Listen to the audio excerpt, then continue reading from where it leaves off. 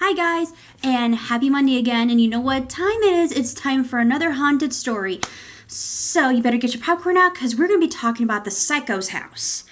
So, the Psycho's house. This is Eddie Garland's farm. This was back in the 1950s. So, you must know, in November 1957, Plainfield was shaken to its core after 58-year-old Bercy Warland, owner of the local hardware store, disappeared. Her son told the local sheriff that he found blood in the store and that a 51-year-old local handyman named Eddie Garland had recently come in looking for antifreeze. Tracing Garland down to the ransacked, isolated farmhouse where an old man had lived alone since the death of his mother, the sheriff found Woody hanging by her feet, decapitated and dismembered in the shed. Oh, I don't like that. But that was only the beginning of the horror. So there's more to the story, you guys. So, back in, the Psycho's house is basically, the most Hollywood-influenced story in a famous serial killer.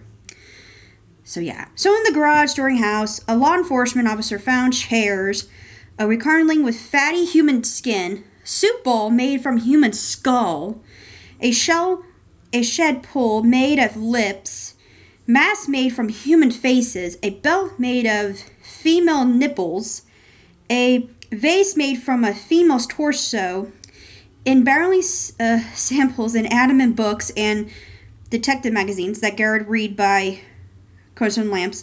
There were also human heads. One belonged to Mary Harley, who had run a Plainfield tour, had disappeared in 1954. In the end, the remains of 11 women were discovered in the house. So, if you don't know who Eddie is, this is Eddie, and this is the house where he lived. This is the Psycho's house, and that's him. Kind of creepy, huh? That's creepy. Ooh. So, continuing the story, claimed to have was shot to death. 9 have been, and he said, unearthed from local graves. Many of them have been tanned, as with Texan oil, and their flesh used by girls as garments. Okay, so, you see, here's the thing. Back in the 1950s, there was a horrible thing where a lot of graves of women being, taken apart and stuff, and all their body parts been taken, and police have no idea what was going on. They couldn't figure out who the murderer was.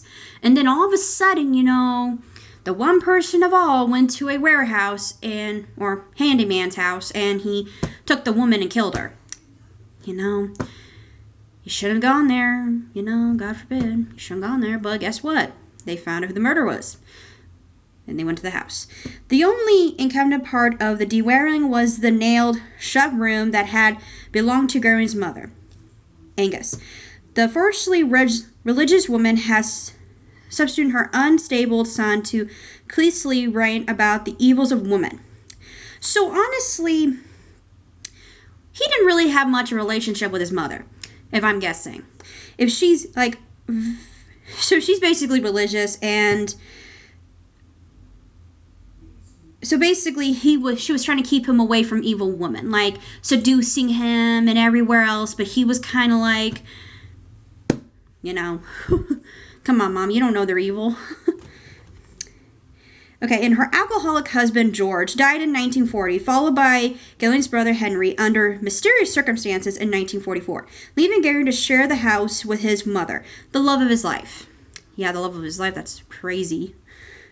But when Angus, too, died in 1945, Galen's found himself alone. Well, almost. The necrophilia bachelor started digging up graves, using the remains of female bodies for company. He dressed in women's clothes, some fashioned from corpses, wishes that he had been born a woman. His mother had prayed for a daughter. Well, you see what I told you about? He had a really bad relationship with his mother. So honestly, his mother always wanted a daughter, so when she got a son who didn't listen to her or anything and taught him about religion, tell him how women were evil, next thing you know, she died, and,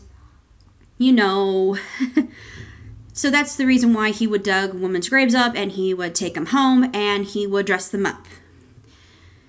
I think what he was trying to do is he was trying to find the mother figure for himself.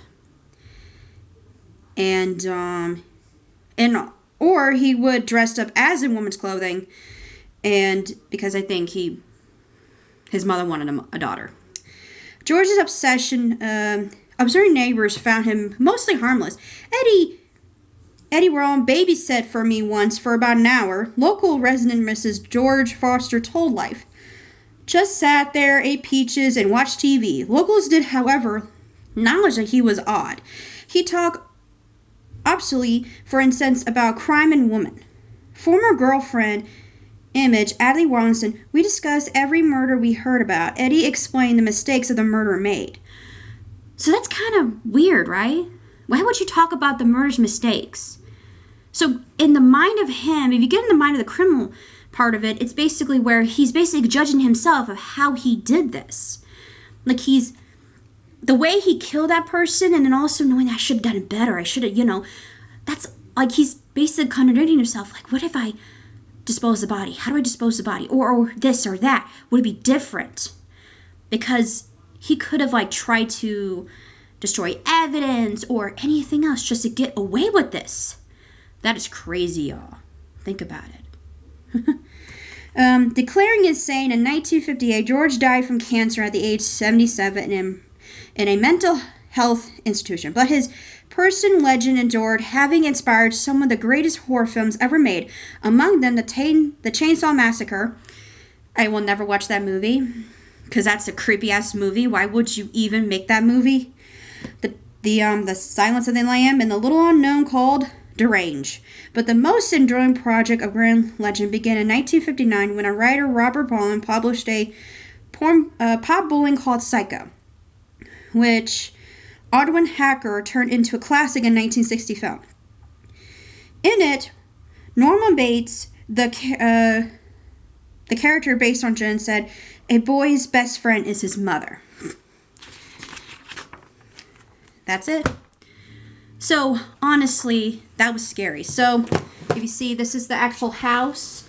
And if you can see, well, there may be some body parts hanging around and everything. And this is the actual Psycho house where... So, yeah. Kind of creepy, huh? Very creepy. So, honestly, they found a whole bunch of stuff in that house. They found woman's torso being a vase and a oh my god, it's creepy enough. It's very amazing how all these things happen in history and they become so real in movies. There's always a story, and there's always why? But it's very fascinating. Most of these movies, they become so real, and then you realize, oh my gosh, that's based on a true story. Like the Conjuring movie. Think about it, you guys. The Conjuring is based on a true story about this family who was being hurt by this bad entity living in their house. To me, this is one of the most scary of all stories, because to me, this ain't for the faint of heart. This ain't for the faint of heart. So I'm going to be turning in. That's the story for tonight. There's more to come in our world's most haunted places in America and in Europe. So if you have not watched the next one, I'm hoping you guys watch it. And have a October month, and sleep with the lights on tonight. Do it.